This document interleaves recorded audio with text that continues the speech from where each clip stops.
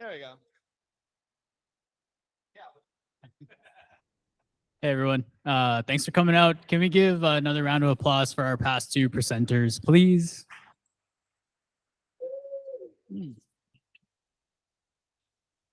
Okay, so if you didn't catch it, my name was Yash. Work here at Sentry. It's my first presentation at this thing, so if you don't like it, it'll be my last one too. So kind of going to talk about what we did at Sentry to kind of help developers help themselves. If you don't know Sentry, it's a open source product and it's also a company. So kind of just going to give you a little overview of what we're going to do. I'm going to give you a brief intro into what Sentry is and how it relates to open source. The impact of Sentry's APIs and how we try and keep our API qualities high, and then some continued and future investments into our product. Who here knows what Sentry is? All right. Does anybody want to try and describe it in one sentence? Captures errors. That's pretty good. I'm going to go ahead and run with it. But it's actually Sentry is a developer-first error tracking and performance monitoring platform. There's an emphasis on developer-first because we're open source and we do a lot of engagement with the community. And most of our product is actually built on Python, and it's a Django Python monolith. I don't know why we did that if we wanted to be developer-first, because it's not that easy. So let me just give you a quick overview on how Sentry works and kind of like the architecture. It might seem really complex, capturing errors and all of that. We just kind of make it out to be fancy. It's really not that hard. It's two different parts. There's SDKs, and then there's the main product. So SDK, just a bunch of code that enables automatic reporting of errors and performance to your software, right?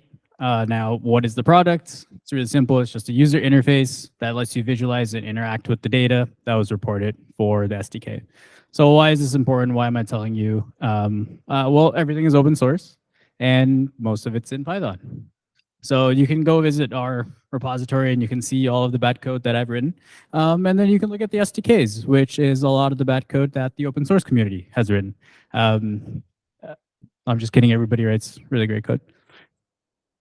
But you can imagine, because it's an open source, there's a lot of pull requests, there's a lot of code that's being changed, and it's really easy for us to kind of miss some things that we wanted to keep code quality high, right? And the burden is kind of stretched across both sides of the spectrum. There's a burden on the contributor side to make sure that they have good quality code, and then there's burden on Sentry side to make sure, as the reviewer, we're trying to catch any potential errors. So why don't we kind of look at it really quickly? So developer, like we talked about, needs to know how to make high quality changes and then address the feedback as well. If somebody makes a comment saying, hey, this is probably not the way to do it, or there's a better way to do this, how can they make that change?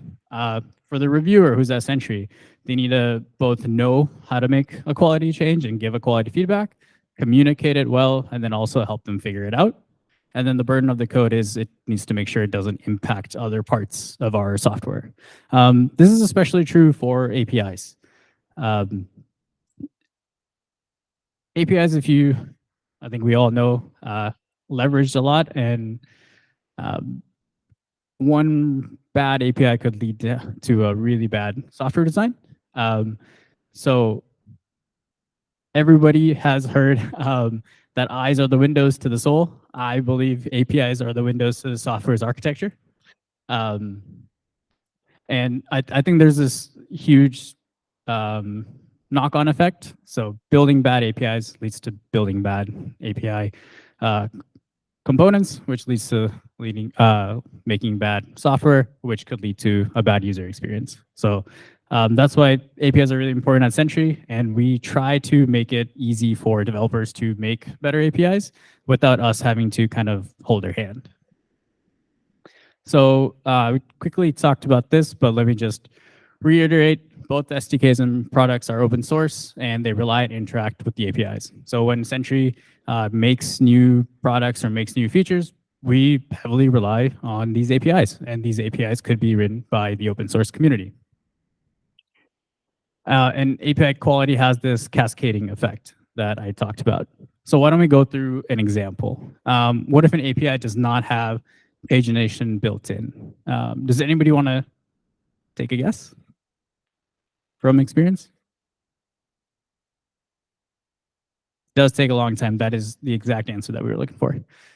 So the first thing is when you write a partnering front-end code, which leverages that API, it could potentially also not have pagination built in for it, which could lead into a bad user experience with an infinite scrolling page, or a timeout of the API, which means like the page didn't load altogether, or an overload of the amount of data, which means you're not going to have the request come through, or some other problem, right? You get the gist. At the end of the day, the user pays for that experience, right?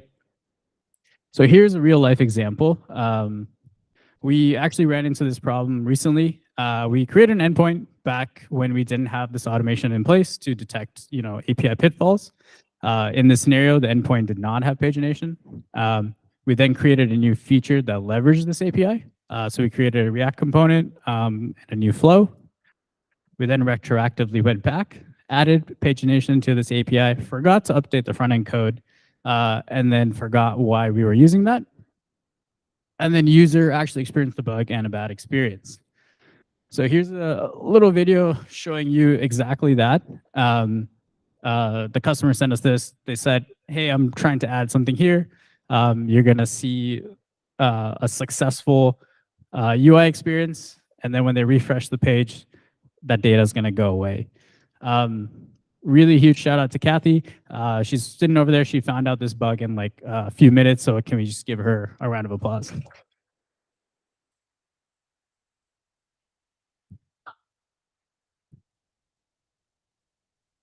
That is a great plug for Sentry. Unfortunately, this is just a screen capture. So we understand that API quality is now important at Sentry, and then why it could lead to a potential bad user experience, right? So how do we keep both developer engagement and our APIs high in quality? Well, it's actually really easy. You just add automation into your CI pipeline for important API pitfalls. There's an example of this that we actually recently merged in, so you can take a look after this if you care about the pull request. It kind of just looks like that. I know it's kind of small to read, but does anyone want to guess how we check for API quality? Yeah, go for it. An API spec, that would be really cool. No. It's actually really, really simple. It is just test coverage. Yeah. We just enable our middleware in our test and CI pipeline so that when you run your integration tests with APIs, we check for our specific pitfalls. For pagination, we check if you add in specific headers. And if it doesn't, we test a fail, and then we fail your test, and then we just block your PR. But that's just one part, right? Detecting it. How do we enable developers to like just help themselves and fix it, right? The other key part that all engineers are really bad at doing, documentation. Documentation that explains why a particular API is important or a particular API concept and how we fix and implement it. So Sentry, because it's so open source, we have this huge docs team and we have this huge docs website, and we have a lot of information on it. Here's an example. We use Python, Django REST, so this is just a REST framework. But why is pagination important? How you can fix it, and then how you can detect if a API is supposed to have pagination. So what was the impact of this? Did we just do this because I needed a job? No. We're actually preventing developers from creating problems for themselves or for others in the future, and creating this environment where it's easier and safer to contribute, right? If you know all APIs are going to have this specific contract and schema and they're all going to be paginated, you're going to be much more comfortable making a front-end component, which leads to this cascading effect. There's also less burden on everybody, right? There are tools in place to help catch potential problems and then guide them to learn these solutions, right? Now the reviewer at Sentry doesn't have to memorize every single line of code and then every single thing that is important to keep API quality high.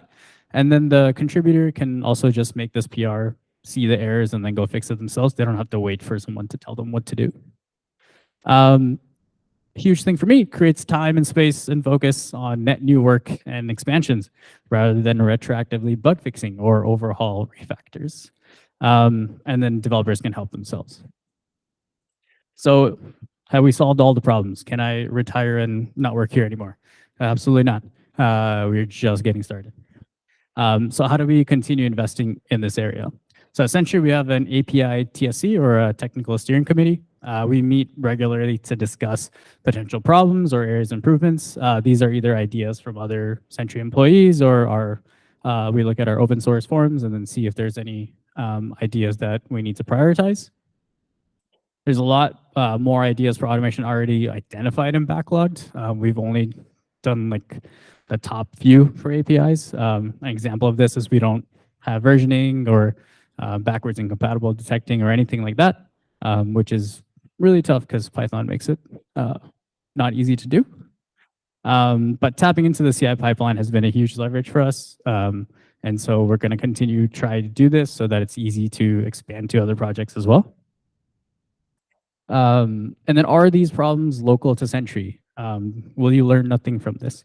No, absolutely not. Most of these problems are actually standard across the industry. Maintaining high API quality wherever you go has pretty common answers. And Google AIPs are a great source for these high API qualities and standards. You can go and look at them and read them. You don't have to be using gRPC or protobuf for this, but it would be helpful. Your solutions might differ from Sentry, so don't copy and paste our code. I promise you it will break everything, but it's a good place to start. And investing sooner in these areas helps your project down the line. I know it's not for everybody. I'm not telling you to go tomorrow to your VP or director and be like, hey, we need to start investing in this, and I'm going to shift all my stuff to this. But if your project is growing, it's scaling, and you're starting to have a lot of APIs, and you're starting to maybe think about monetizing and stuff, it might be a good idea to invest a little bit of resource and time into this. It's going to save you a lot of headache and everybody working there and everybody using your APIs. As we know, Sentry has a lot of integrations. I have used a lot of APIs from other companies. Documentation and quality really matters. We are actually closed for questions. I actually don't like this. No. Feel free to ask me questions. If you're shy, you can just email me. Or if you have recommendations of stock that would beat NVIDIA, go ahead and email me those as well. Cool. Any questions?